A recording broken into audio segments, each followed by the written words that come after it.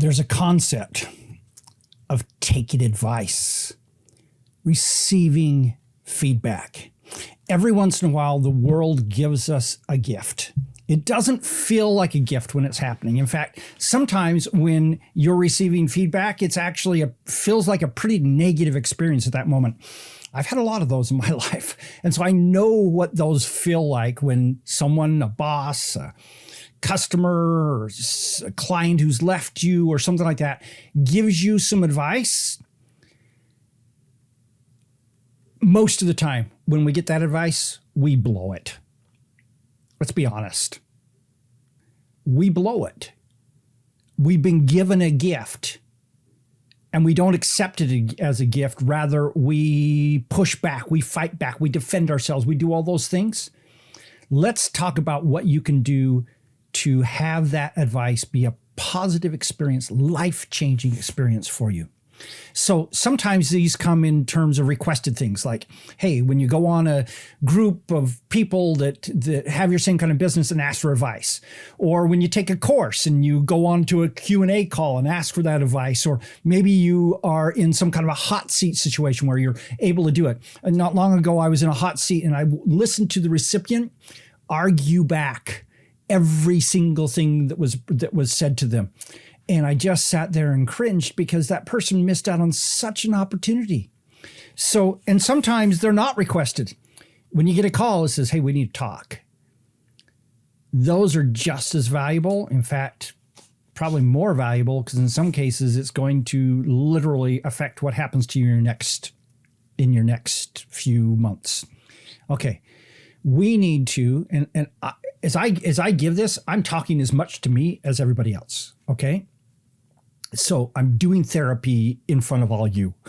Okay. So we need to avoid our natural response during those situations. So here's what I tend to do when I start getting feedback. I start to defend myself. I explain. So sometimes when I start to defend myself, I'll say, oh, that's not the right thing I should be doing right now. I'm just going to explain what I was thinking when I did that, which essentially means I'm defending myself. The one that I find all the time, especially in business kind of coaching situations, is people say, oh, I've tried that. It didn't work. Huge mistake. Or this one, it won't work for me because I'm different. Well, you know what? Everybody is different the same way. May I suggest that when you are in one of those situations and someone gives you a piece of feedback, and this is really hard because this is exactly the opposite of what you want to do. When somebody gives you a piece of feedback, say, thank you, maybe good idea. What that does is it tells them that you're open as opposed to pushing back, that you are listening as opposed to thinking on how to defend yourself, that you are actually willing to receive feedback. Because here's what happened. Most of the time when someone gives you feedback, when they start off giving you feedback, they haven't told you the thing you really need to hear.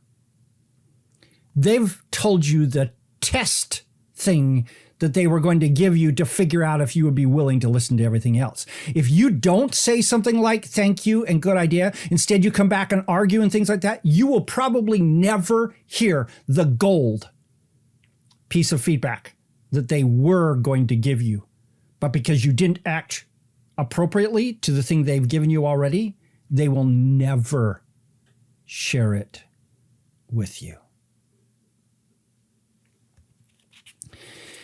So here's what happens.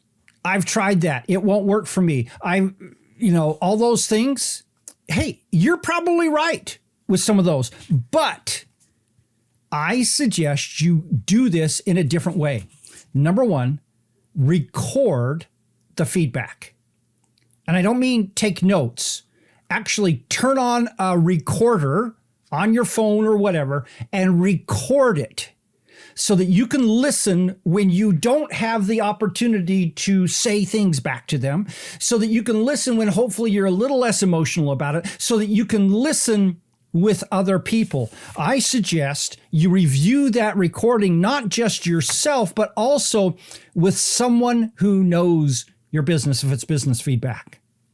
Someone who knows what you have actually tried and what you have actually not tried, and who is willing to tell you that maybe you were wrong.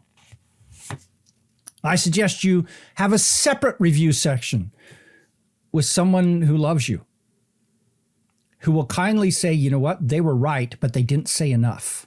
And here's what really needs to be said to you.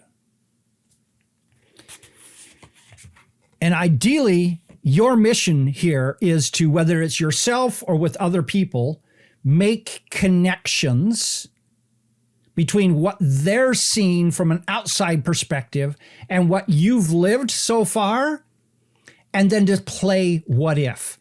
What if what they said might be accurate? What if we tried it a different way? What if I have been wrong?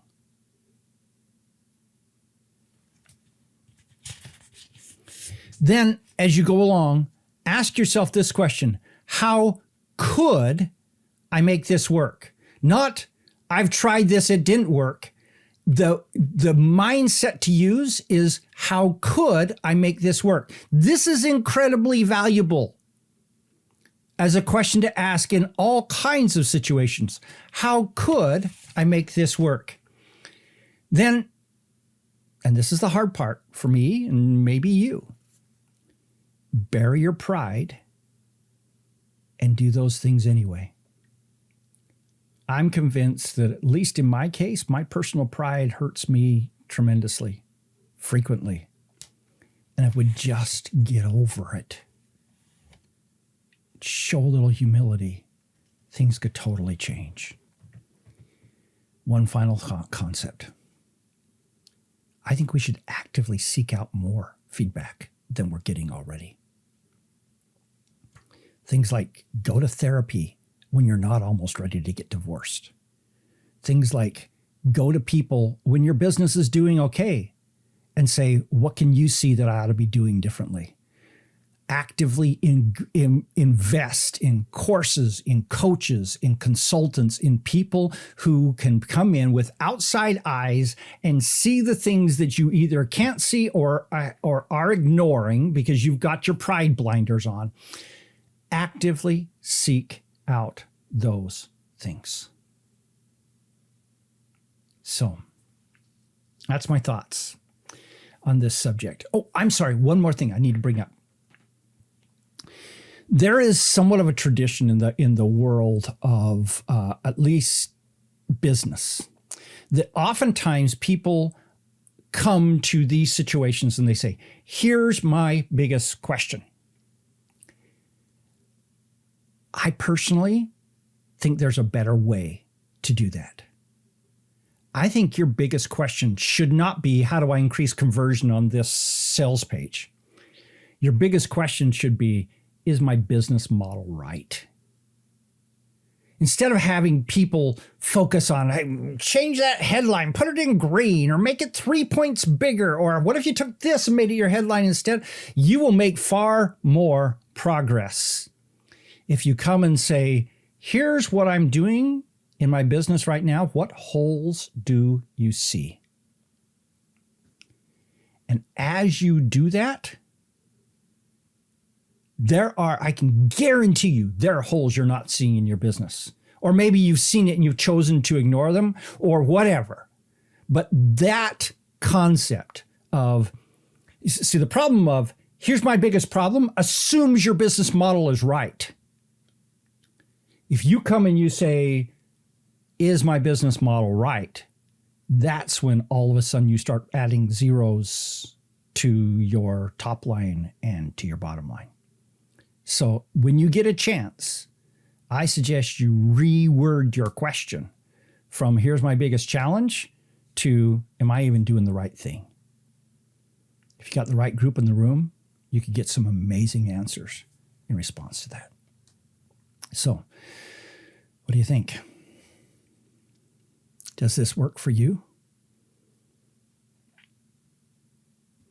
What experience have you had with like your hackles going up? So Marie says, I know that well. Sometimes the hackles go up when I receive feedback. And then when I listen back, it's like, oh, that's how it was meant. And they're actually right. Okay. Anne Field says, that's such a smart thing to do. Even if you're willing to take feedback, you are bound to miss some of it. Having a recording is gold. So already seeing some really good things in the comments. Would you please let me know your feedback in the comments too. This is Don Crowther saying, just go do this stuff.